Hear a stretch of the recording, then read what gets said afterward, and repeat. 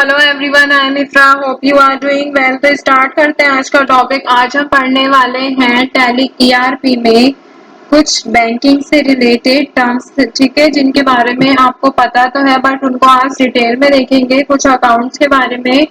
तो देखिए, मैं आपको रिवाइज करवा देती हूँ। अभी तक क्या पढ़ रहे हैं हम? Advanced features of tally ERP पढ़ रहे हैं, जिसमें कि हमने देखा था, सबसे पहले क्या देखा था, कॉस्ट कैटेगरी कैसे क्रिएट की जाती है उनके बारे में सारी डिटेल्स पढ़ी थी, प्रैक्टिकल करके देखा था। फिर क्या देखा था यहाँ पर कि अगर हमें कॉस्ट सेंटर क्रिएट करने होते हैं, मतलब कि सारी डिटेल कॉस्ट सेंटर से रिलेटेड।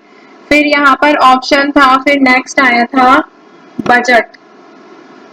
फिर हमने देखा था बजट कैसे क्रिएट किया जाता है, कैसे ऑल्टर किया जाता है, किस तरह से बजट को, मतलब किस किस तरह अलग अलग तरीके से बजट को क्रिएट कर सकते हैं, लेजर के थ्रू या फिर ग्रुप्स के थ्रू या फिर कॉस्ट सेंटर के थ्रू। ठीक है, ये सारी चीजें हमने बजट में देखी थी। फिर बजट में चेंजेस कैसे कर सकते हैं, अगर हमें वेरिएंस चेक करना होता है तो हम बजट की रिपोर्ट में वेरिएंस को कैसे देख सकते हैं।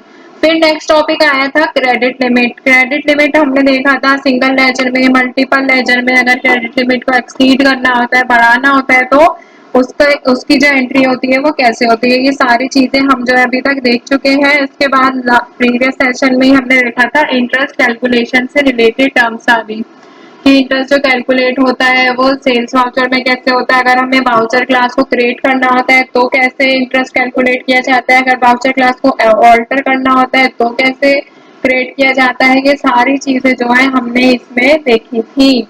आज से क्या पढ़ने वाले हैं, बेसिक्स ऑफ बैंकिंग। ठीक है, जिसमें बता देती हूँ, ऐसा नहीं है कि बिजनेस बैंकिंग के बिना पॉसिबल नहीं है, बट ऑर्गेनाइजेशन जो होती है यहाँ पर सिलेक्ट करती है बैंक को फॉर मेंटेनिंग डिफरेंट अकाउंट। जैसे हो गया savings account, current account, overdraft. ठीक है, बैंक जो होते हैं मेंटेन करता है इन सारे अकाउंट्स को फुलफिल करने के लिए, ताकि बिजनेस की जो रिक्वायरमेंट है या फिर अदर इकोनॉमिक नीड्स है ऑर्गेनाइजेशन की वो पूरी हो सके। ठीक है, टैली जो होता है, मतलब जो टैली ईआरपी है, क्या करता है, प्रोवाइड करते हैं वेरियस बैंकिंग फीचर, जैसे हो गए cheque printing, cheque management, deposit slip, payment advice, bank reconciliation statement. और ये सारे जो फंक्शंस होते हैं ये बैंक में क्या होते हैं, कंफर्टेबली हो जाते हैं। ठीक है, बैंक के ये फंक्शन से टैली में भी वर्क करते हैं। कोई भी चेक हो या फिर कोई भी कैश रिसीव्ड हो रहा हो या फिर चेक रिसीव हो रहा हो या फिर डिपॉजिट करना हो इसको बैंक में with the help of the cheque deposit slip या फिर कैश डिपॉजिट स्लिप, तो ये सारी चीजें हम इसमें कर सकते हैं। पेमेंट एडवाइस फीचर जो होता है वो हमें क्या बताता है, ये सारी चीजें हम आगे पढ़ेंगे। तो अपने नोट्स को ओपन करते हैं, यहाँ पे एक एक करके सारे जितने भी अकाउंट्स है पहले अपने अकाउंट्स के बारे में समझते हैं। तो यहाँ पर हेडिंग लिखते हैं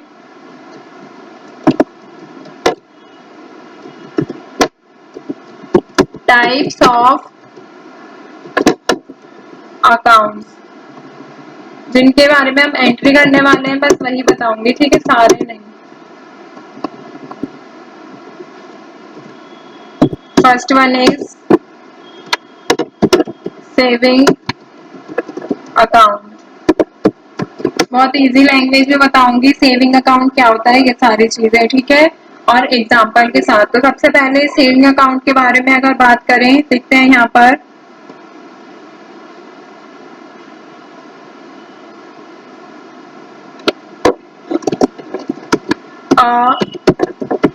saving account earns interest on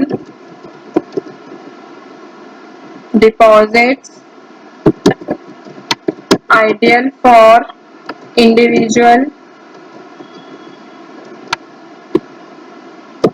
saving money। तो देखिए इसमें क्या कहा गया है, सबसे पहले बात आती है saving account.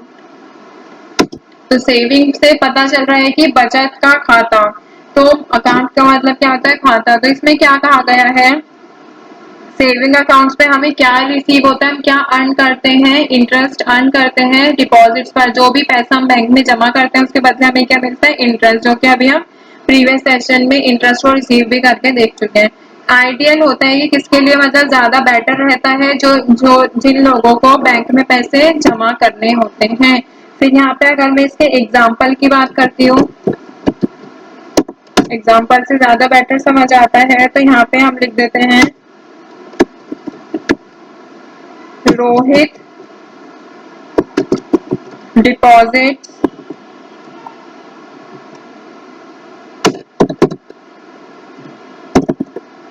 10,000 rupees in a saving account with interest 4% per annum।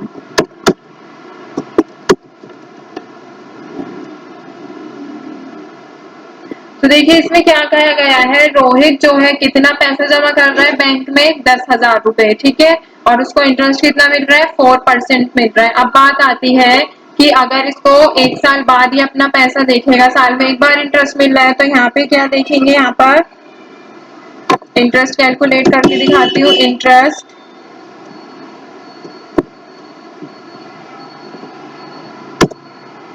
4% of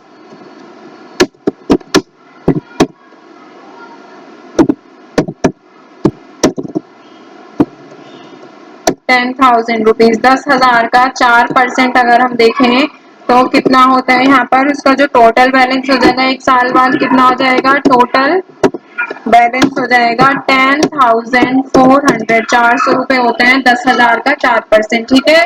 तो एक साल बाद उसको कितना मिल जाएगा, 400 रुपए मिल जाएंगे इंटरेस्ट के तौर पर। ये हो गया हमारा सेविंग अकाउंट की हम बैंक में पैसा जमा कर रहे हैं और हमें इंटरेस्ट मिल रहा है, ठीक है। अब सेकेंड पॉइंट की अगर बात करें यहाँ पर, that is current account.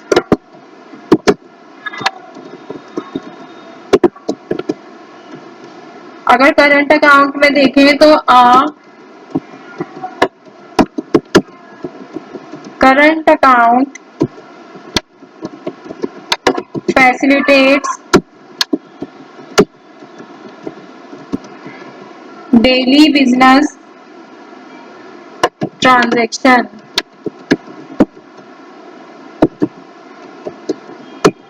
with no interest earned। तो देखिए अगर हम इसमें बात करें कि करंट अकाउंट किस लिए होता है, देखिए सेविंग्स अकाउंट क्या आता है कि अगर कोई पर्सन अपने बैंक में पैसे जमा करना चाहता है तो उसको इंटरेस्ट मिलेगा, और करंट अकाउंट में क्या कहा गया है, ये डेली बिजनेस ट्रांजेक्शन, मतलब कि बिजनेस कौन से बैंक अकाउंट यूज करते हैं, करंट अकाउंट को यूज करते हैं। इसमें क्या होता है, कोई भी इंटरेस्ट जो है रिसीव नहीं होता है। तो जैसे मान सकते हैं, एग्जाम्पल अगर मैं इसका देती हूँ,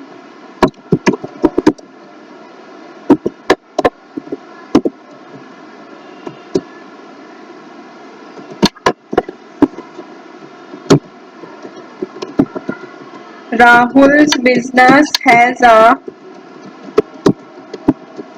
current account with 50,000। He makes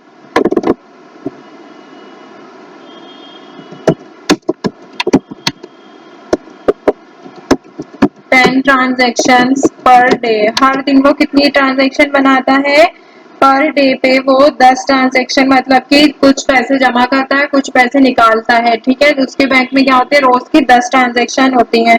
तो अगर हम इसकी बात करें, एवरेज ट्रांजेक्शन कितनी होगी, 5,000 ले लेते हैं। फिर मंथली ट्रांजेक्शन ले लेते हैं,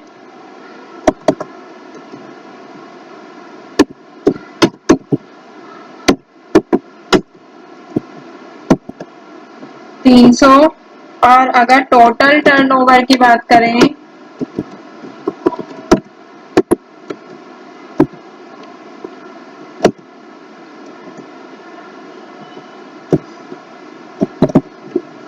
₹15 लाख क्या होता है, इसका टोटल टर्नओवर होता है, ठीक है। तो आई होप आपको क्लियर हो गया होगा कि पूरे साल में कितनी ट्रांजेक्शन, मतलब कितना अमाउंट होता है, टोटल टर्नओवर 15 लाख होता है। तो क्या हो गया, एक बिजनेस अकाउंट हो गया, इसमें कोई भी इंटरेस्ट रिसीव नहीं होता है। मैंने एग्जाम्पल के थ्रू भी समझा दिया है। अब बात आती है यहाँ पर ओवरड्राफ्ट की।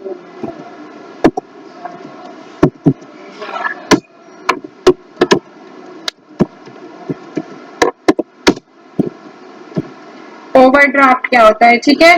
जैसे मान लेते हैं ओवरड्राफ्ट पहले लिखवा देती हूँ, उसका एग्जांपल ऐसे ही बता दूंगी। एन ओवरड्राफ्ट अलाउज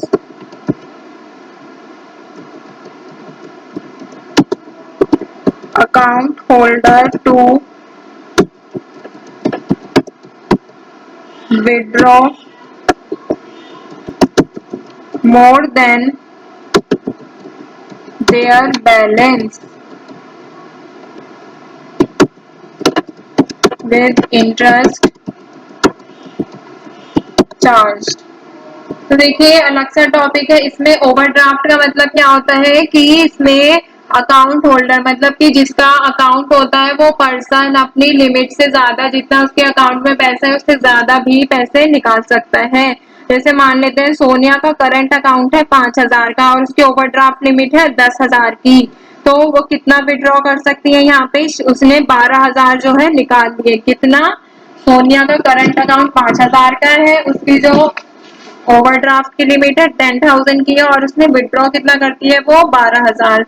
तो ओवरड्राफ्ट का जो अमाउंट है वो 12,000 से माइनस होके 5,000 पे कितना बच जाएगा? Overdraft amount 7,000। ठीक है, मान लेते हैं इंटरेस्ट कितना लगता है? 12% पर एनम लगता है, तो मतलब 70 रुपीज पर मंथ।